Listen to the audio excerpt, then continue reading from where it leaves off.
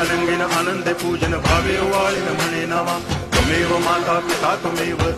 बंधुश्च सखा त्वमेव विद्या तरुणं त्वमेव सर्वं मम देव कायेन वाचा मनसेन्द्रियैर्वा बुद्ध्यात्मना वा प्रकृति स्वभावात् करोमि यद्यत् सकलं परस्मै नारायणाय समर्पयामि अच्युतं केशवं रामनारायणं कृष्ण दामोदरं वासुदेवं हरि श्रीधरं माधवं गोपिकावल्लभं जानकीनायकं रामचन्द्रं भजे हरे राम